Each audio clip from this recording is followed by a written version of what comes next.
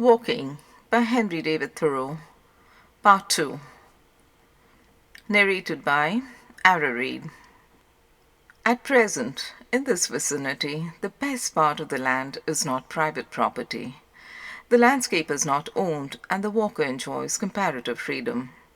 But possibly the day will come when it will be partitioned off into so-called pleasure grounds, in which a few will take a narrow and exclusive pleasure only.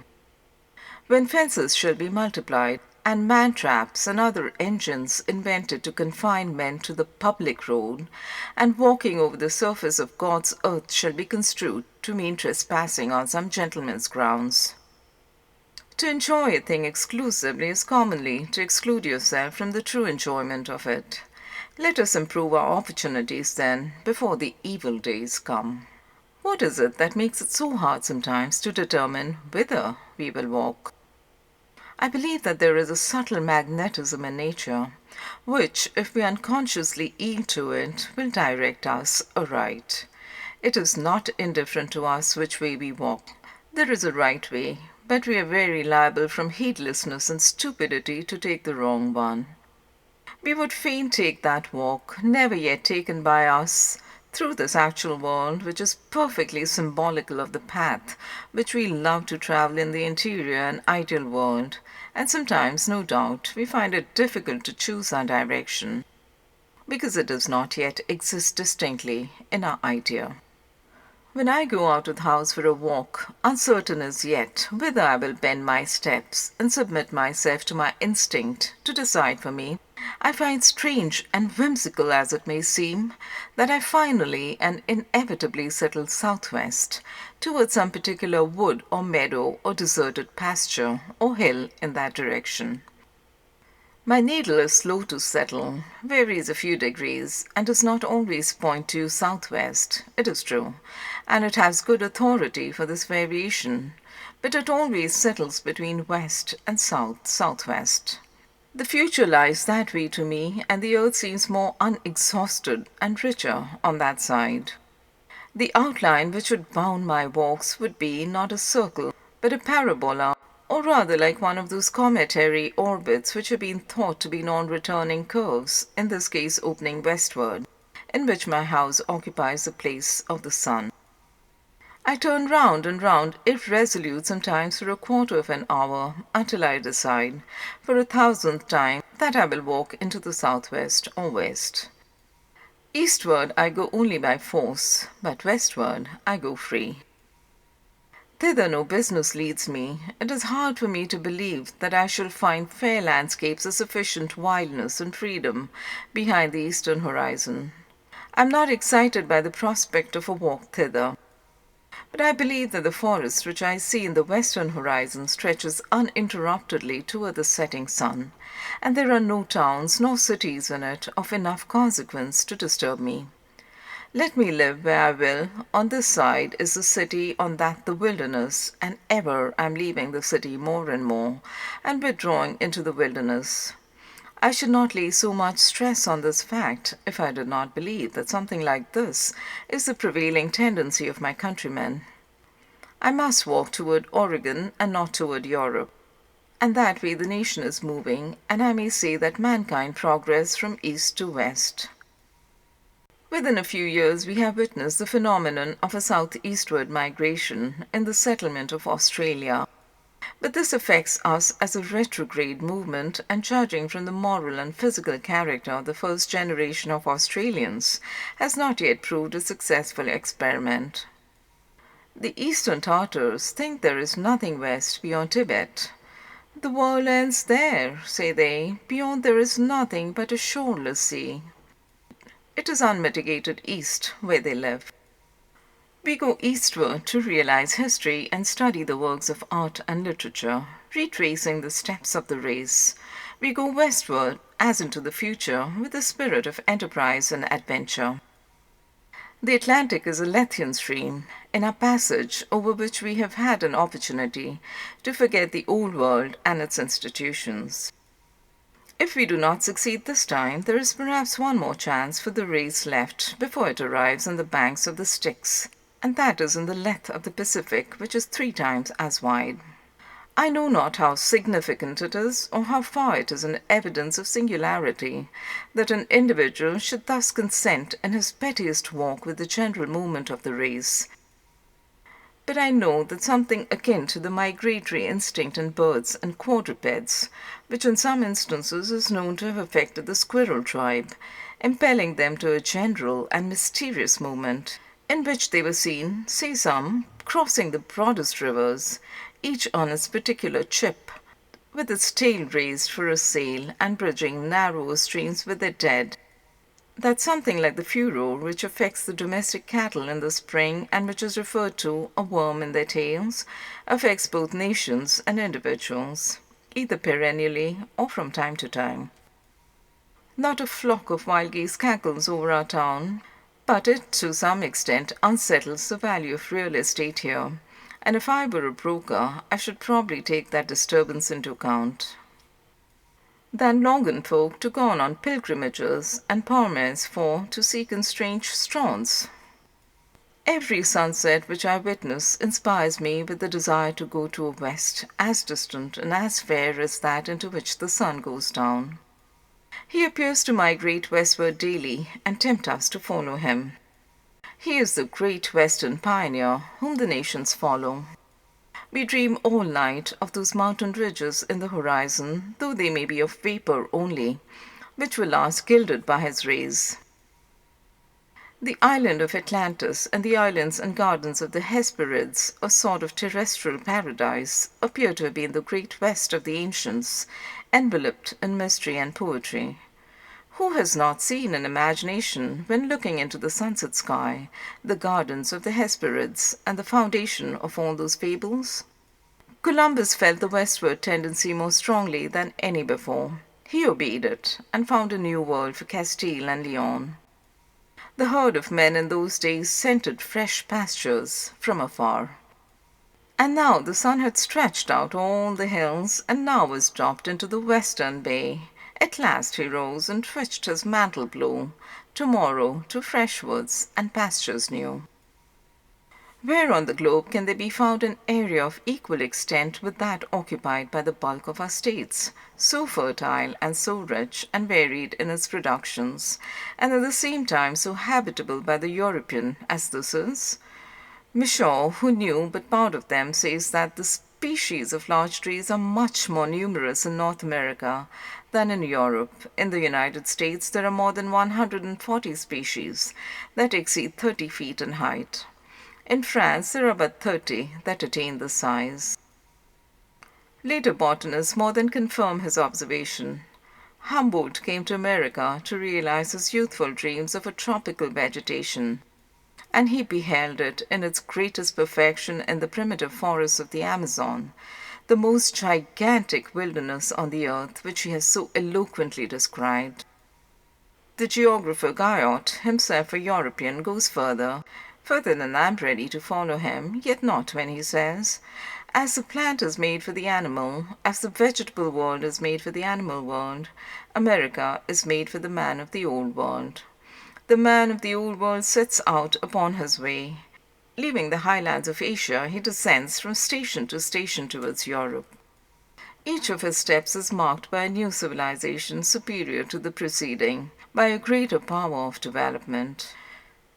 Arrived at the Atlantic, he pauses on the shore of this unknown ocean, the bounds of which he knows not, and turns upon his footprints for an instant.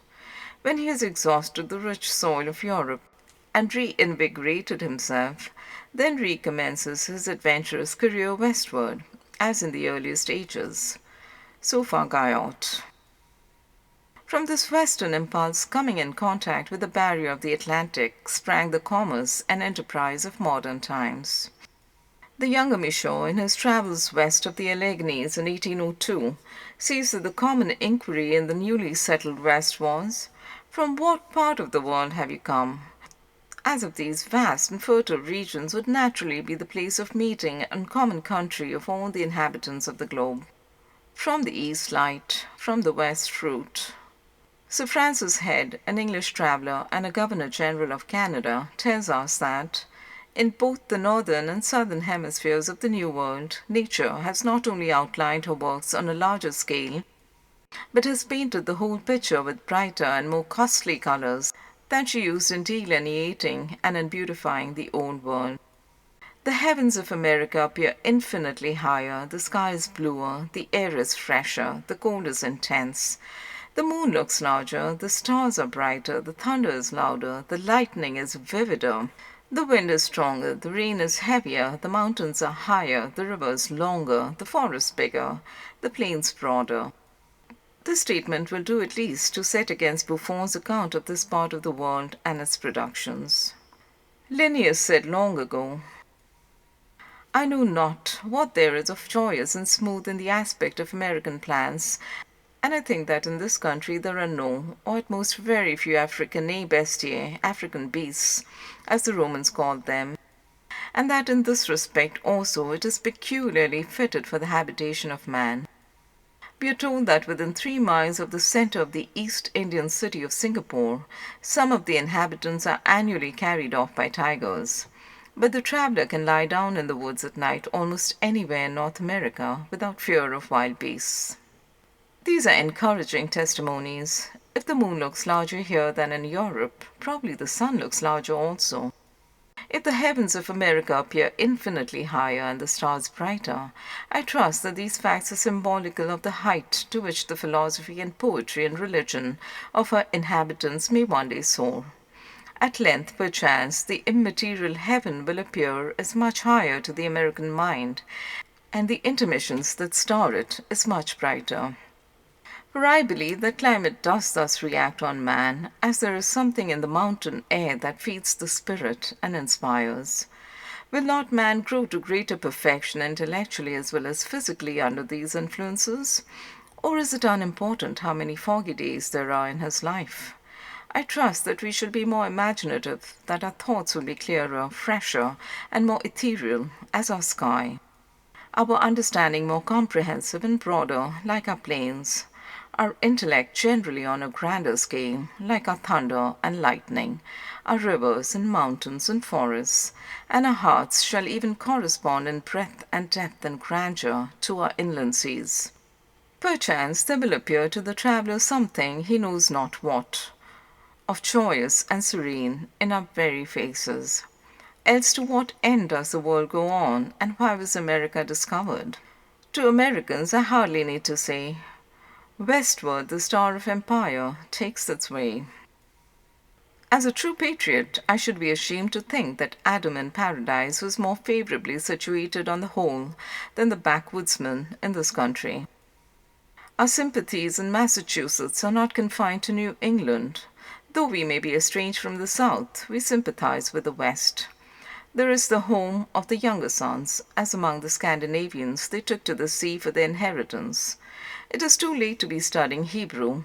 It is more important to understand even the slang of today. Some months ago I went to see a panorama of the Rhine. It was like a dream of the Middle Ages.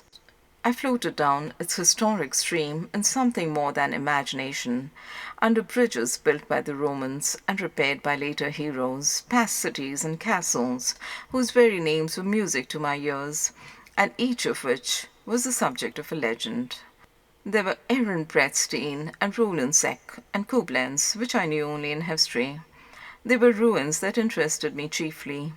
There seemed to come up from its waters and its vine-clad hills and valleys a hushed music, as of crusaders departing for the Holy Land. I floated along under the spell of enchantment, as if I had been transported to an heroic age and breathed an atmosphere of chivalry. Soon after I went to see a panorama of the Mississippi, and as I worked my way up the river in the light of today, and saw the steamboats wooding up, counted the rising cities, gazed on the fresh ruins of Nauvoo, beheld the Indians moving west across the stream, and as before I had looked up the Moselle, now looked up the Ohio and the Missouri, and heard the legends of Dubuque and of Winona's Cliff, still thinking more of the future than of the past or present. I saw that this was a Rhine stream of a different kind, that the foundations of castles were yet to be laid, and the famous bridges were yet to be thrown over the river, and I felt that this was the heroic age itself, though we know it not, for the hero is commonly the simplest and obscurest of men.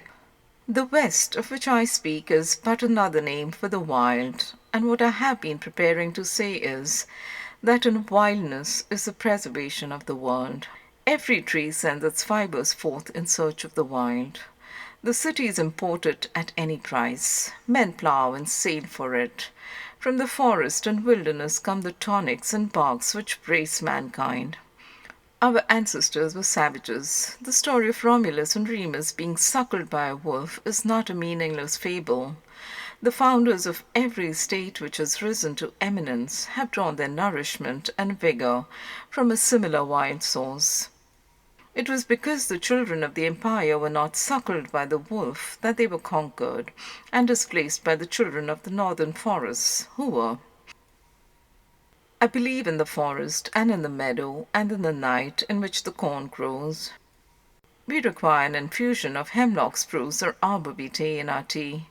There is a difference between eating and drinking for strength and for mere gluttony. The Hottentots eagerly devour the marrow of the kudu and other antelopes raw as a matter of course. Some of our northern Indians eat raw the marrow of the Arctic reindeer, as well as various other parts, including the summits of the antlers, as long as they are soft. And herein, perchance, they have stolen a march on the cooks of Paris. They get what usually goes to feed the fire. This is probably better than stall-fed beef and slaughterhouse pork to make a man of. Give me a wildness whose glance no civilization can endure, as if we lived on the marrow of kudus devoured raw.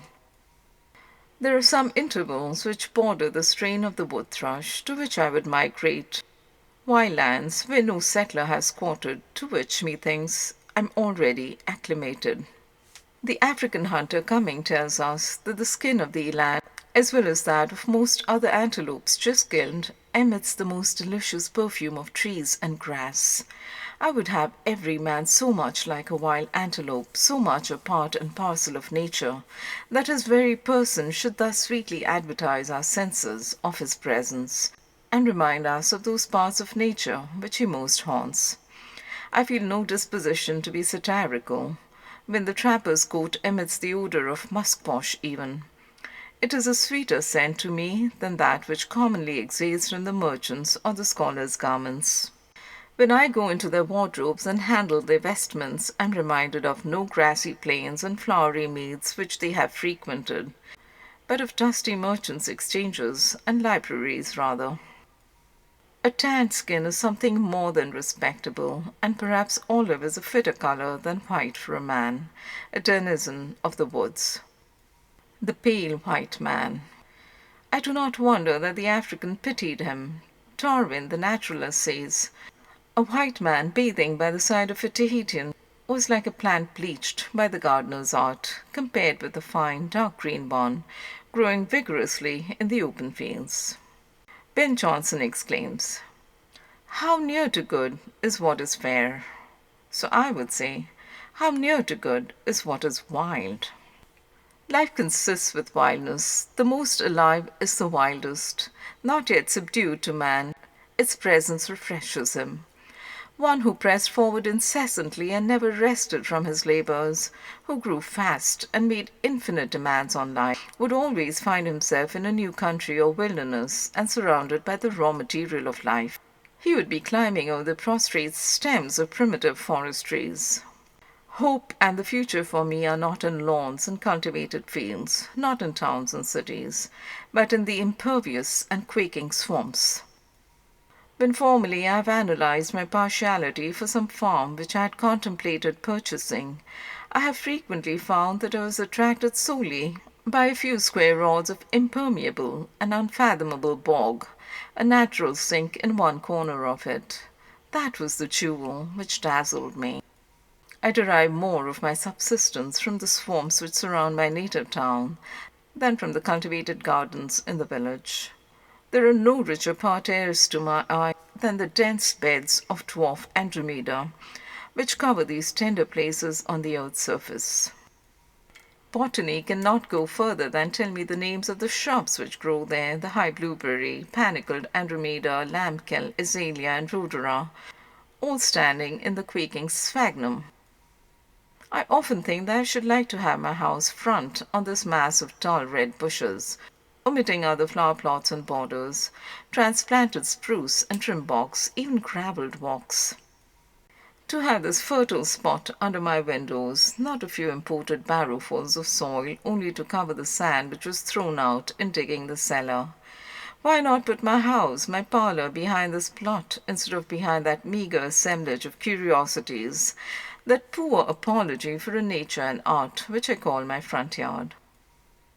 It is an effort to clear up and make a decent appearance when the carpenter and mason have departed, though done as much for the passer-by as the dweller within. The most tasteful front yard fence was never an agreeable object of study to me. The most elaborate ornaments, acorn tops, or what not, soon wearied and disgusted me. Bring yourselves up to the very edge of the swamp, then, though it may not be the best place for a dry cellar, so that there may be no access on that side to citizens. Front yards are not made to walk in, but at most through, and you could go in the back way. Yes, though you may think me perverse, if it were proposed to me to dwell in the neighbourhood of the most beautiful garden that ever human art contrived, or else of a dismal swamp, I should certainly decide for the swamp. How vain, then, have been all your labours, citizens, for me!